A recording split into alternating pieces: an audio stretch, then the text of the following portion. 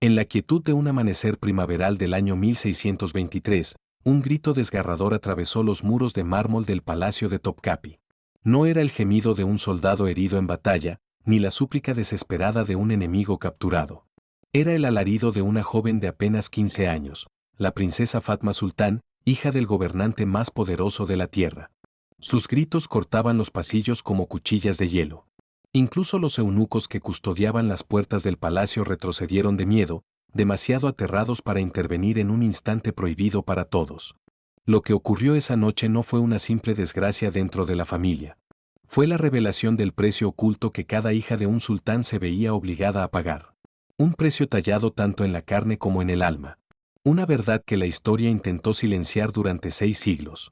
Los gritos de Fatma no venían de heridas del cuerpo. Eran los gritos de un ritual, una práctica antigua que destrozaba el espíritu mucho antes de tocar el cuerpo.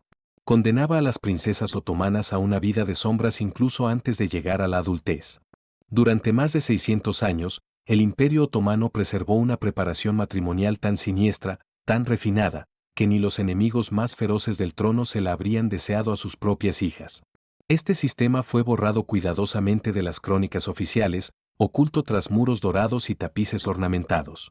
Solo resurgió hace poco gracias a documentos secretos descubiertos en los archivos de Estambul en 2019. En todo el mundo, millones de mujeres, campesinas, damas nobles, incluso reinas, soñaban con el destino de una princesa otomana, envuelta en seda, adornada con joyas, servida por incontables manos. Pero detrás de esos muros resplandecientes no vivía el lujo, sino una pesadilla. Una pesadilla tan insoportable que muchas de estas jóvenes rezaban por la muerte antes que enfrentar sus lechos matrimoniales. Y ahora, en este relato, tú, igual que yo, serás testigo de una verdad encerrada durante 6 siglos.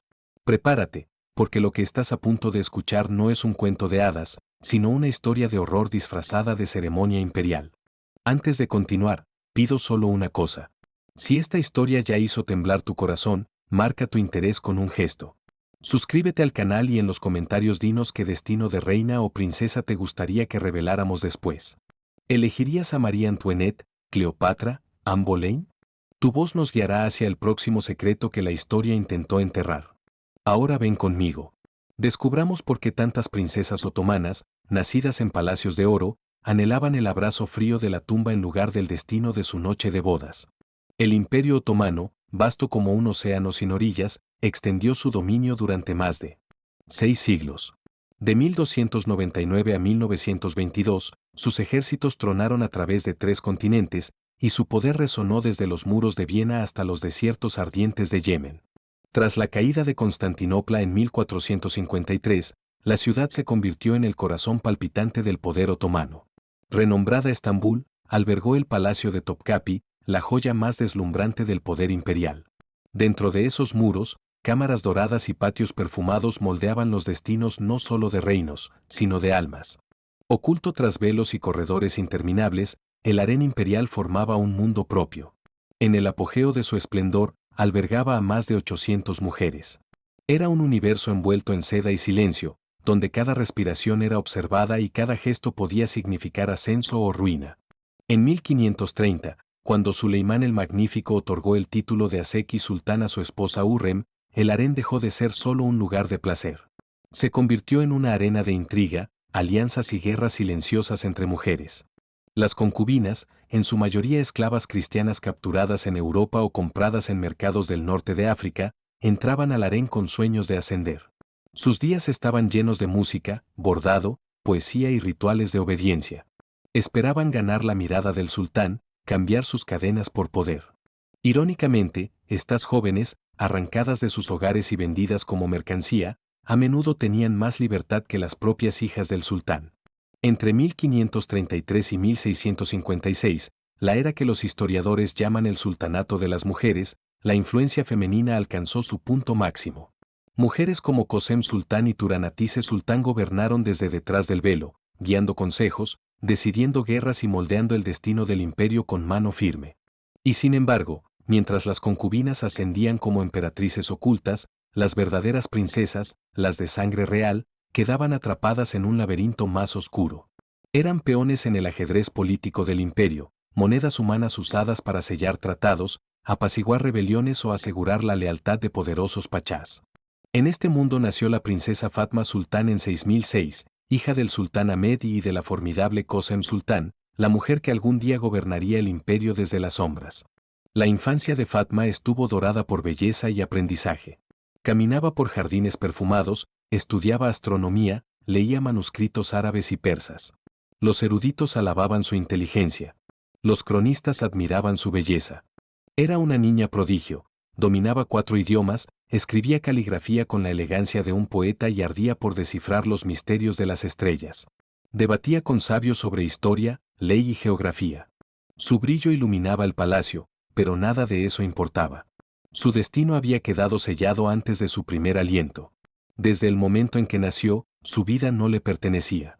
Su destino era ser entregada en matrimonio como un símbolo de lealtad, sin importar su voluntad.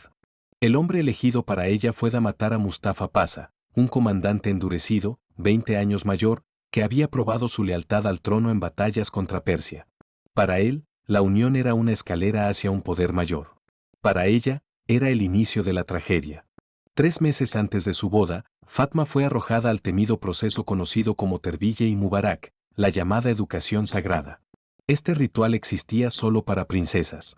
Era el resultado pulido de siglos de control psicológico diseñado para aplastar el orgullo real y moldearlas como instrumentos de obediencia. Quien supervisó la preparación de Fatma fue Gulnar Atun, una mujer de 60 inviernos, jefa del harén y veterana de más de una docena de entrenamientos de princesas. Bajo su mirada vigilante, Fatma fue conducida al Angelino Dace, la cámara de la novia. Esa habitación, adornada con alfombras persas y paneles de ébano, no era un santuario, sino una prisión. Cada detalle susurraba deber y sumisión. Del amanecer al mediodía, la obligaban a interminables rituales de reverencia. Tenía que dominar 18 formas distintas de inclinación. Posturas para saludar, para servir, para recostarse, para esperar en silencio la llegada de su marido. Hasta su caminar dejó de ser suyo. Fue entrenada en yurisices, pasos medidos con la cabeza inclinada exactamente 30 grados, las manos jamás elevadas por encima del corazón. Cada movimiento le arrancaba la dignidad de princesa, rehaciéndola como una sombra dócil. Pero el tormento más cruel fue su habla. Su vocabulario fue reducido a solo 43 palabras aprobadas, expresiones de gratitud, aceptación, peticiones humildes o disculpas. Cualquier desviación, cualquier chispa de pensamiento independiente, se castigaba con ayuno, confinamiento solitario o humillación pública ante el harén. Su obediencia era probada por un tribunal de mujeres y eunucos presidido por nada menos que su madre, Qasem. Incluso ella juzgaba a su hija no como niña, sino como moneda en el mercado de poder del imperio. Y aún así, la parte más perturbadora de su preparación esperaba bajo el palacio, en cámaras subterráneas. Se habían construido réplicas de habitaciones nupciales. Ahí, Fatma enfrentó Taleim y Herdek, los ensayos de la primera noche. Fue obligada a interactuar con maniquíes de cera, figuras anatómicas elaboradas por artesanos venecianos. Instructoras severas y frías le ordenaban realizar gestos y actos que ninguna niña de su edad debería conocer. Cada reacción, sus lágrimas, su resistencia, su miedo, quedaba anotada en registros secretos. Cuanto más resistía, más duro se volvía el condicionamiento. Poco a poco, la niña que una vez soñó con las estrellas fue quebrada hasta el silencio. Su brillo se apagó. Su cuerpo fue entrenado para obedecer. Su espíritu se dobló hacia la sumisión. La princesa Fatma ya no era hija de emperadores. Era aprendiz de su destino. Una semana antes de la boda, el régimen se volvió aún más severo. Fatma Sultán fue trasladada al Galen Coscu, el pabellón de la novia, una cámara aislada donde ningún sonido exterior podía penetrar. Aquí, cada aspecto de su existencia era controlado. Lo que comía estaba prescrito: granadas, miel, almendras, leche de cabra, especias de Yemen. Incluso la forma de bañarse era regulada. Cada día, las asistentes realizaban baños de purificación con aceites perfumados con valeriana, amapola y flor de azahar.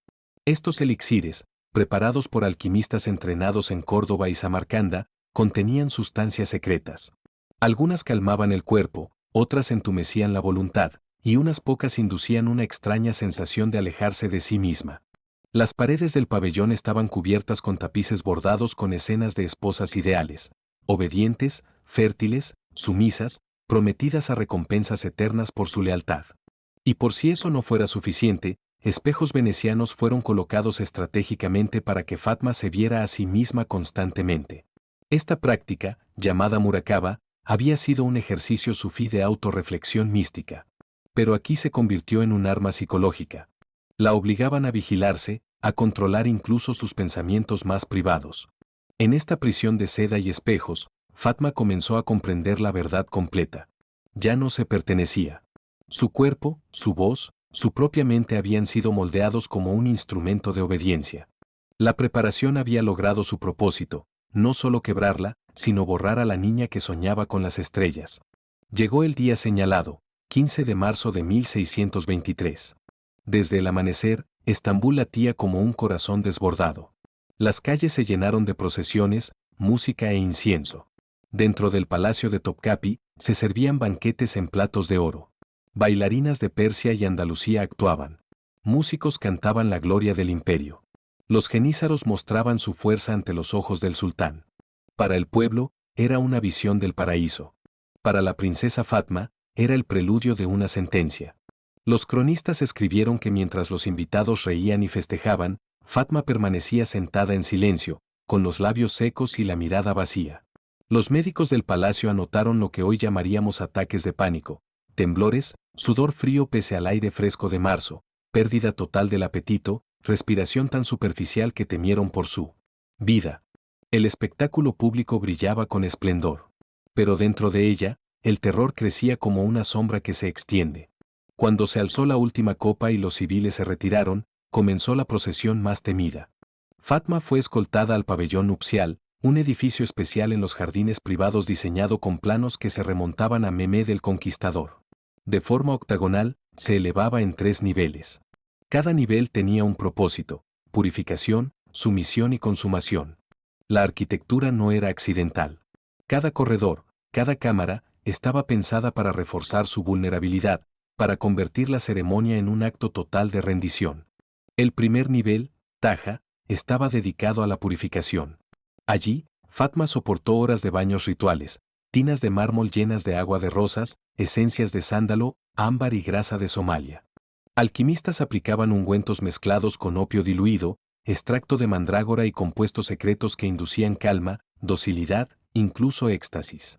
Los médicos describieron su estado como un trance misionero, el cuerpo cediendo mientras el alma gritaba en silencio. El segundo nivel, Teslim Katu, era el piso de la rendición. Fatma fue vestida con su atuendo de novia, seda blanca bordada en oro, perlas del Golfo Pérsico cosidas en la tela. A primera vista, era un vestido de majestad, pero también era una jaula. Cordones y broches ocultos facilitaban sujetarla. La corona pesaba, forzando su postura. Tobilleras y brazaletes restringían su movimiento. Zapatos de suela gruesa ralentaban sus pasos. El vestido era una prisión cosida en lujo. Mientras Fatma era transformada en un símbolo viviente de obediencia, su futuro esposo, Mustafa Pasha, se preparaba de una forma muy distinta. Rodeado de consejeros y guerreros curtidos, le enseñaban cómo imponerse psicológicamente sobre una princesa de sangre imperial, métodos de intimidación, frases diseñadas para humillar, técnicas de dominio físico. Cada detalle estaba planificado para asegurar que no hubiera espacio para la duda, ni margen para la resistencia. Finalmente, Fatma fue conducida al tercer nivel, Sifkatu, la cámara de la consumación. Sus paredes estaban cubiertas con tapices que mostraban triunfos militares, ciudades conquistadas, ejércitos derrotados, princesas cautivas. Esa imaginería era deliberada. Trazaba una línea directa entre la victoria en el campo de batalla y la victoria en el lecho matrimonial.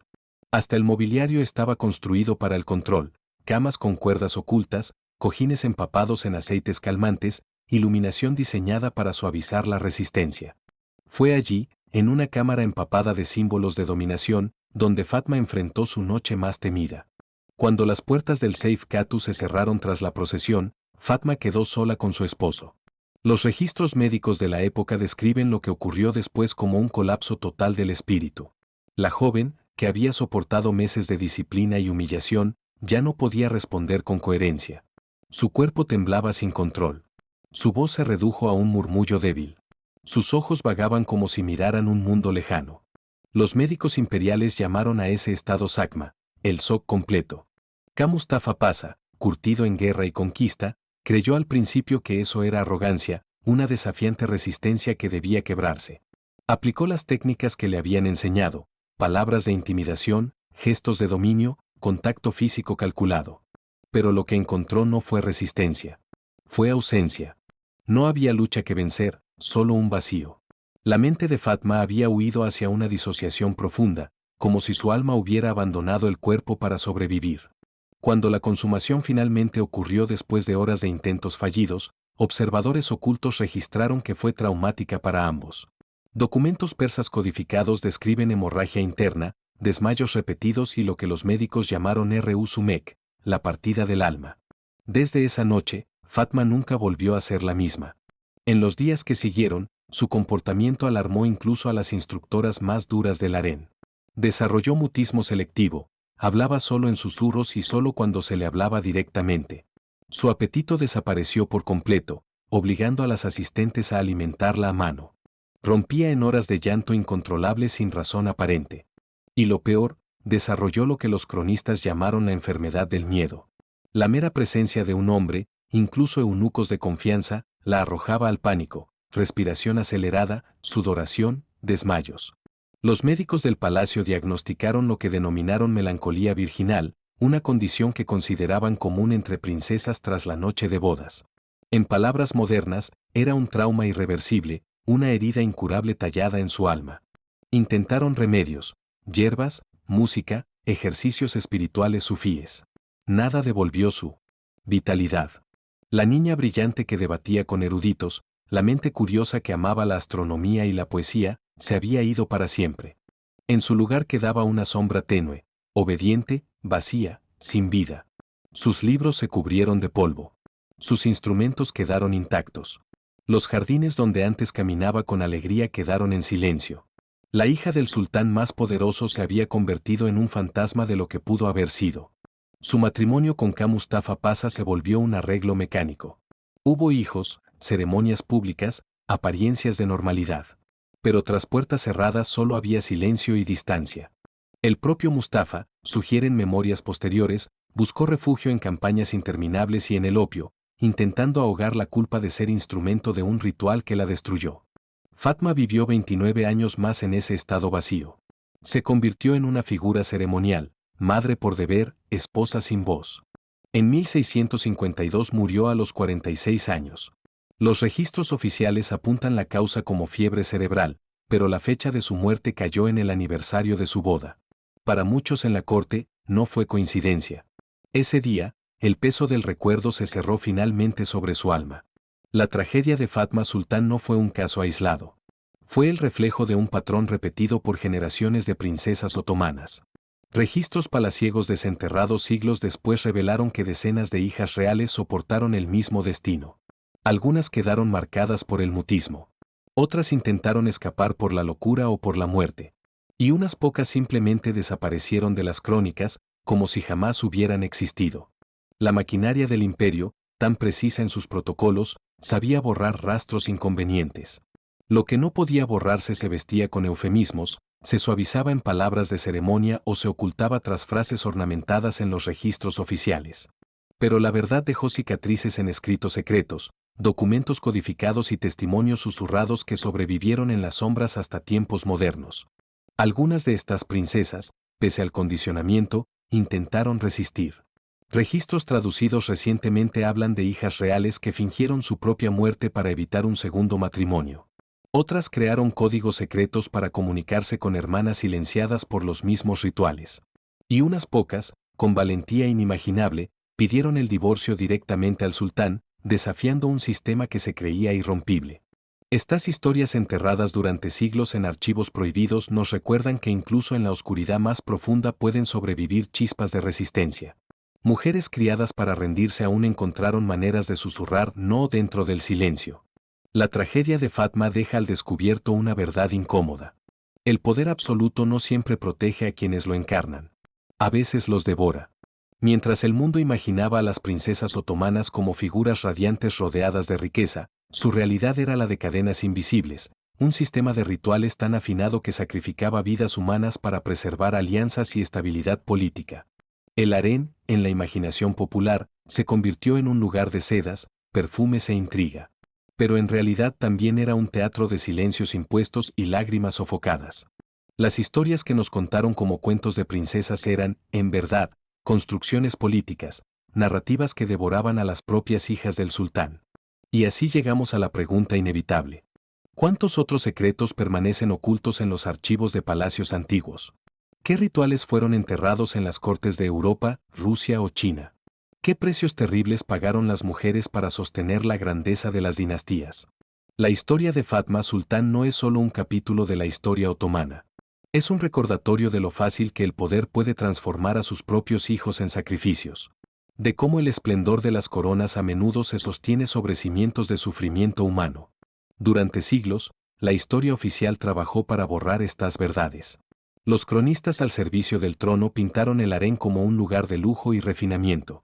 Hablaron de joyas, música y poesía, rara vez de miedo, desesperación o espíritus quebrados. Pero bajo la superficie, en manuscritos olvidados y notas médicas, latía otra historia. Una historia de jóvenes silenciadas, de vidas reescritas, de tragedias disfrazadas de ceremonias. El grito que resonó en el palacio de Topkapi en 1623 no fue el único. Solo fue el que dejó suficiente rastro para que hoy podamos escucharlo. Conocer la historia de Fatma es arrancarle la máscara a la historia. Nos recuerda que detrás de cada palacio brillante hubo vidas consumidas por deber, rituales y silencio. Nos muestra que el poder, por vasto que sea, nunca es tan dorado como parece. Y nos obliga a preguntar, ¿cuántas voces han sido enterradas bajo el peso de la ceremonia, esperando a que alguien las escuche? Si la historia de Fatma Sultán te ha inquietado, si te ha hecho temblar el corazón, entonces acompáñanos mientras seguimos destapando verdades ocultas tras muros reales. Suscríbete al canal. Comparte este relato con quienes merecen saber lo que se oculta detrás de los cuentos de hadas. Y dinos en los comentarios de quién quieres que revelemos el destino después. ¿Destapamos los secretos de una zarina rusa temida incluso por su propia madre? ¿O de una emperatriz china atada a rituales macabros de poder? ¿O quizá de una princesa europea intercambiada como ficha para asegurar una alianza frágil? Tu voz guiará la próxima revelación. Porque solo conociendo estas verdades ocultas podremos arrancarle el disfraz a la historia y, por fin, escuchar las voces silenciadas de quienes fueron sacrificadas en nombre del poder.